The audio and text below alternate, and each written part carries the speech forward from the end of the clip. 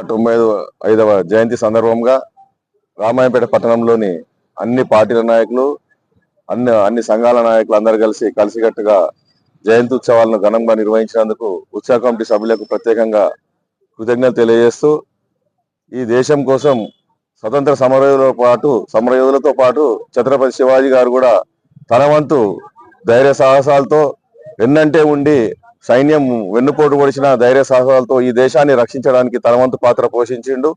దాన్ని మహారాష్ట్ర ప్రజలు కానీ కర్ణాటక ప్రజలు కానీ యావత్ దేశ ప్రజలు ఘనంగా ఆయనకు నివాళులు అర్పిస్తున్నారు ప్రతి సంవత్సరం. అందులో భాగంగా 5 సంవత్సరాల క్రితం రామాయంపేట పట్టణంలో మన కృష్ణగౌడ్ గారి ఆధ్వర్యంలో ఇక్కడ శివాజీ విగ్రహాన్ని ఏర్పాటు చేయడం జరిగింది.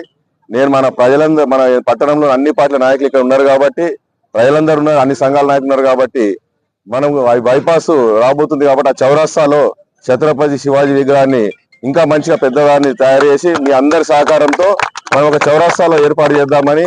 ఎందుకంటే రాబోయే తరాల విద్యార్థులకు అసలు గతంలో స్వతంత్ర సమరయోధులైన వాళ్ళ చరిత్ర తెలియకుండా పోతుంది కాబట్టి ఈ రోజు పిల్లలకు మనం చూస్తున్నాం సోషల్ మీడియాను సెల్ ఫోన్ పట్టుకునే వాళ్ళు చదువు విడిచిపెట్టి కూడా వాళ్ళు విచ్చలవిడిగా ప్రవర్తిస్తున్నారు. ముఖ్యంగా ఇప్పటి యువత మనం పంజాబ్ లో చూసినట్టయితే డ్రగ్స్ కి అలవాటైందో రాబోయే రోజుల్లో దేశవ్యాప్తంగా అదే పరిస్థితి రాబోతుంది కాబట్టి మనం పెద్దలందరినీ గౌరవిస్తూ వాళ్ళ విగ్రహాలు ఇంకెవరి ఉన్న మహనీయుల విగ్రహాలన్నీ రామాయంపేట పట్టణంలో ఈ బైపాస్ నుంచి ఆ బైపాస్ వరకు మనం సెంట్రల్ లైటింగ్ తో రోడ్ వైడనింగ్ చేయబోతున్నాం కాబట్టి దాంట్లో ఖచ్చితంగా ప్రతి ఆచరణాత్మకమైన ప్రతి నాయకుంది నివాళులు అర్పిస్తూ వాళ్ళందరి విగ్రహాలు ఏర్పాటు చేద్దాం. అదే విధంగా ఛత్రపతి శివాజీ విగ్రహాన్ని కూడా మనం చౌరాస్తాలో ఏర్పాటు మీ అందరికీ సవినయంగా తెలియజేస్తూ రాబోయే ముఖ్యంగా రామాయంపేట పట్టణంలో యువత కూడా కొంతమంది విచ్చలవిడిగా ప్రవర్తిస్తున్నారు.